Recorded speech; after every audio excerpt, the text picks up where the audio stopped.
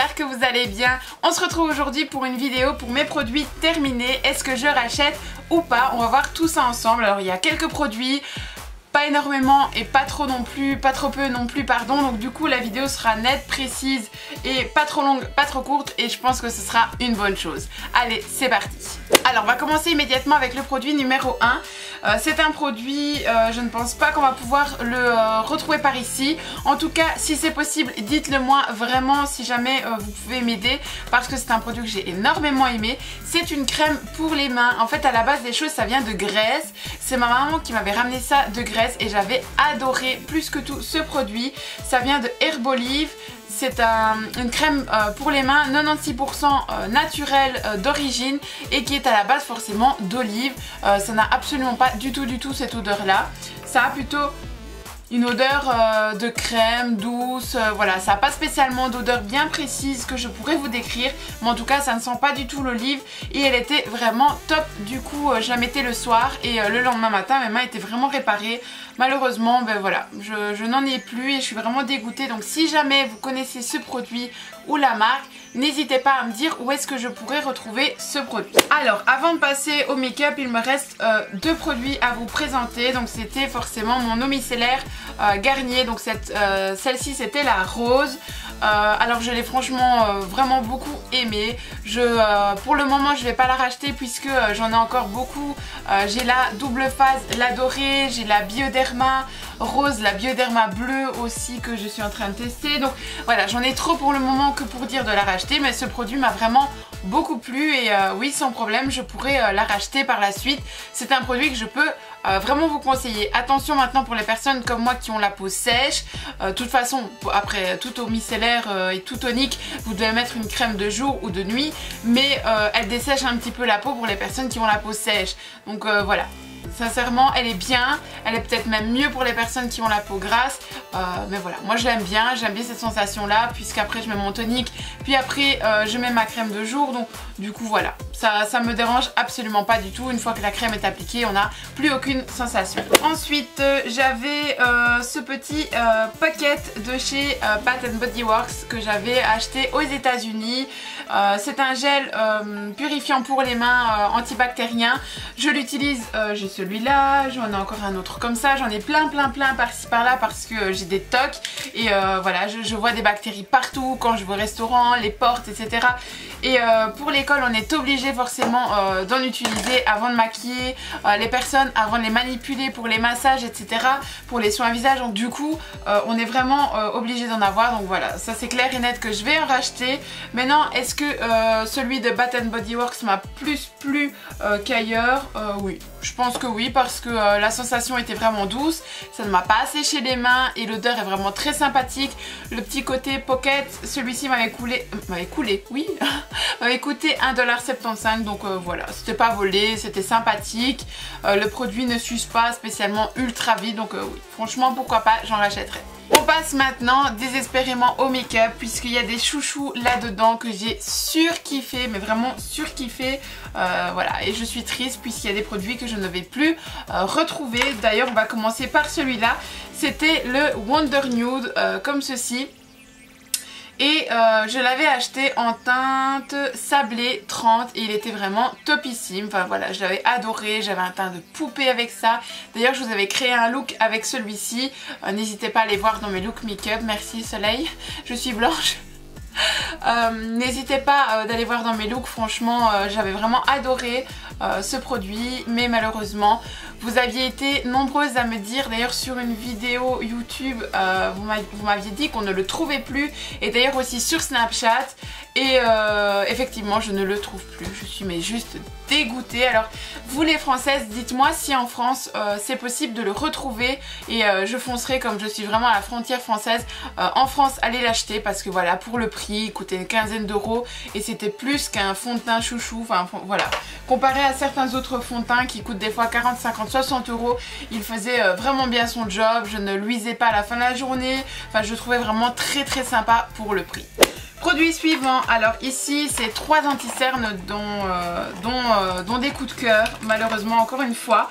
Alors je vais commencer avec mon premier coup de cœur, c'était celui-ci qui est l'anti-cerne de chez Maybelline. Je l'avais mais surkiffé, je l'avais acheté aux États-Unis en teinte neutraliseur. Donc voilà, c'était vraiment une teinte basique, classique. Vous avez plusieurs anti-cernes je perds mes mots. Vous avez plusieurs anti-cernes de cette marque-là, de façon et de job différents, mais c'était vraiment celui-ci que j'avais acheté. Je l'aimais vraiment beaucoup. Il était facile d'application, il me donnait vraiment ce beau coup d'éclat. Malheureusement en Belgique il est impossible de le trouver, donc les filles, encore une fois, si jamais vous le trouvez, dites-moi où, je vous en supplie, je le surkiffais.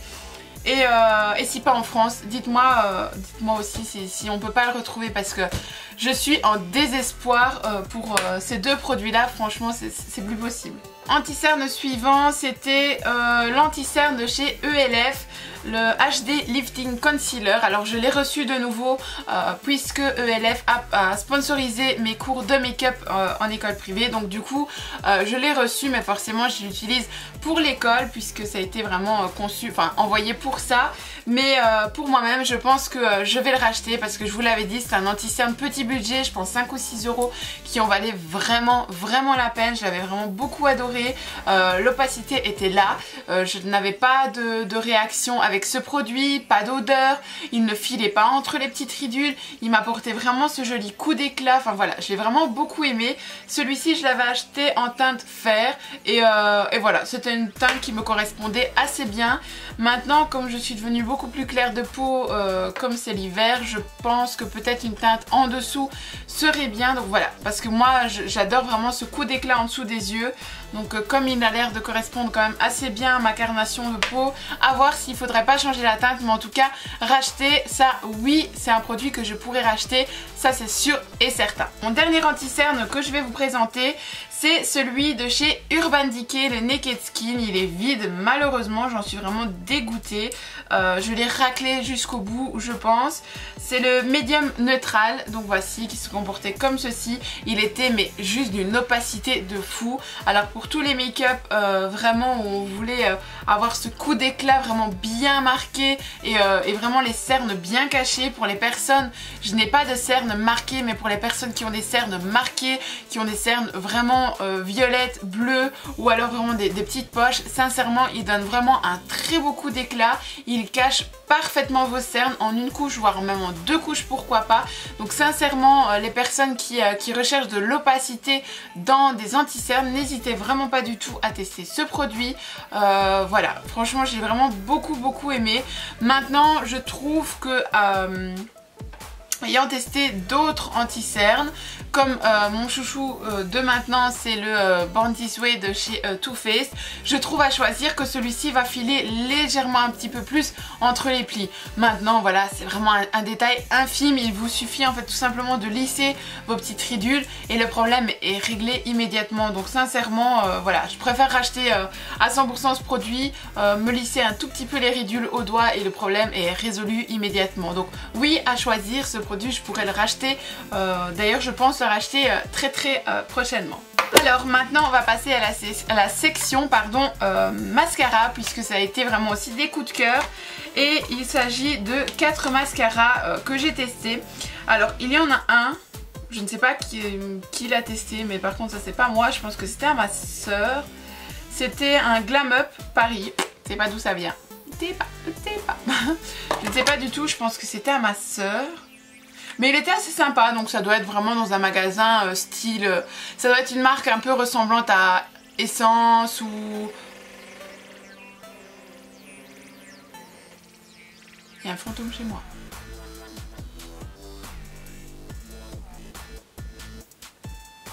J'ai peur.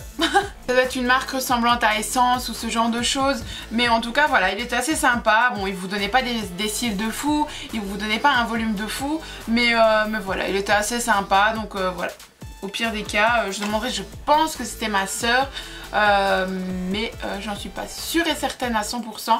Mais en tout cas il était top. Alors, ici par contre on va parler de mascara que j'ai testé moi-même. On va commencer avec celui de chez Maybelline. Celui-ci, alors malheureusement, je l'ai trinque-ballé partout et donc tout s'est effacé sur le mascara. C'était le Lash Sensationnel, oui voilà, Lash Sensationnel comme ceci. Le vieux rose légèrement nacré, il était mais juste top, top, top, top, top. J'en ai testé plusieurs de cette forme là. J'avais le rouge avant qui était aussi vraiment top, j'ai rien à dire. Le produit s'applique nickel dès la première fois. Il ne fait pas des gros paquets, enfin non, franchement je l'ai vraiment beaucoup aimé. Quand on cligne des yeux, ça ne vous fait pas des petites traces en dessous, parce que j'ai testé d'autres mascaras qui me faisaient ça. Genre j'avais pas vu, j'avais mis mon mascara et puis je cligne des yeux, je bouge comme ça et puis après je sais pas moi, style 15-20 minutes après je retourne à la salle de bain et je vois toutes les marques comme ça ici de mes cils en dessous et je me dis quoi pourquoi, enfin voilà. Donc ça on n'a vraiment pas du tout avec ce genre de mascara. Donc voilà, à racheter, oui, à 200% je pourrais le racheter. Vous le trouvez dans tous les commerces pour pas excessivement cher, je pense 13 ou 14 euros. Donc voilà, pour un mascara il tient quand même assez longtemps, c'est assez sympa. Ensuite on va parler de deux bijoux de chez Kiko. C'est le Ultra Tech Mascara comme ceci.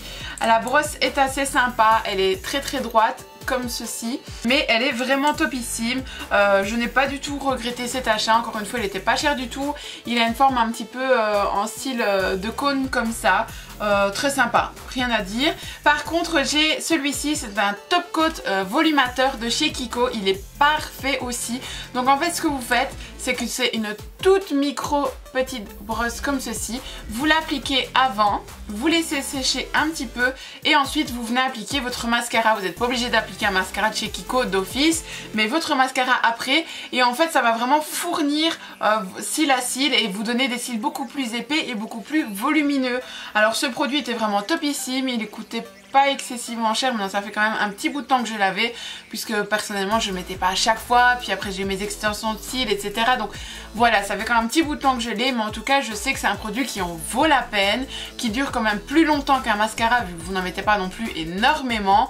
Donc voilà, à racheter, oui, ces produits je les rachèterai aussi. Ensuite on va passer à un liner, c'est le Super Liner de chez L'Oréal comme ceci. Alors celui-ci, donc c'est le Super Liner Perfect Slim. La pointe était assez fine, par contre je ne rachèterai absolument pas du tout ce produit. J'ai vraiment pas apprécié du tout ce produit, dans le sens où quand on l'appliquait, en fait il fallait appuyer extrêmement fort pour avoir un noir, et encore c'était les premières utilisations. Après ça le liner était gris, on voyait à travers, le look n'était pas terminé, n'était pas net du tout. Enfin voilà, j'ai vraiment pas aimé, la pointe était après s'effriter, et donc quand on voulait faire une pointe extrêmement fine, non, ça ne marchait absolument pas du tout. Enfin voilà, franchement non, vraiment déçue. Je ne rachèterai pas du tout ce produit, ça c'est sûr et certain, et sachant en plus de ça le prix qu'il coûte. Voilà, je trouve que les liners chez L'Oréal c'est quand même un peu abusé. Par contre mon chouchou de tous les temps, c'est celui de chez Yves Saint Laurent. Ça je pense que maintenant vous l'avez compris, c'est le Baby Doll comme ceci. Alors moi je le prends en teinte grise parce que il est quasi black, et en plus de ça le extra black on le trouve quasi jamais. Donc je prends celui-ci, il est, je vous dis, noir. Il n'est pas de cette couleur là du tout en fait, il est noir. Je vais essayer de vous le montrer sur la main comme ceci. Vous voyez, il est quand même vachement noir, et voilà, le pinceau est ultra précis, le produit facile d'application. Depuis que je l'ai, je réussis vraiment tous mes traits de liner. Donc voilà, à racheter, il coûte quand même un petit peu plus cher qu'un liner classique, mais il en vaut la peine, puisque sincèrement vous avez tout ça de produit, et vraiment vous en perdez pas du tout une goutte. Et après vous arrivez à bien tourner pour racler les bords. Donc sincèrement voilà, c'est un produit que je conseille vraiment beaucoup pour celles qui adorent les liners, voilà, comme ceci, hein. Donc il faut quand même être assez agile au niveau du liner, parce que la pointe est vraiment extrêmement fine. À choisir, je rachèterai ce produit sans souci, ça c'est sûr et certain.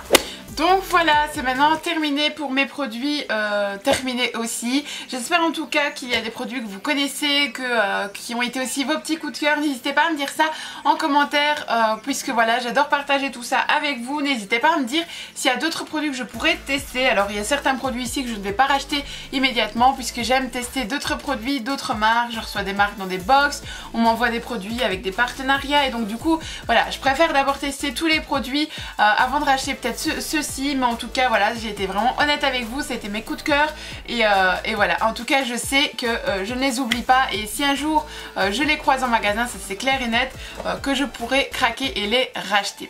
J'espère en tout cas que cette vidéo vous aura fait plaisir, n'hésitez pas à me dire tout ça en commentaire, à vous abonner et me mettre un petit pouce en l'air, ça me ferait énormément plaisir.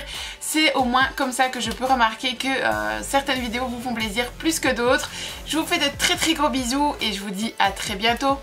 I want you to breathe me. Let me be your air.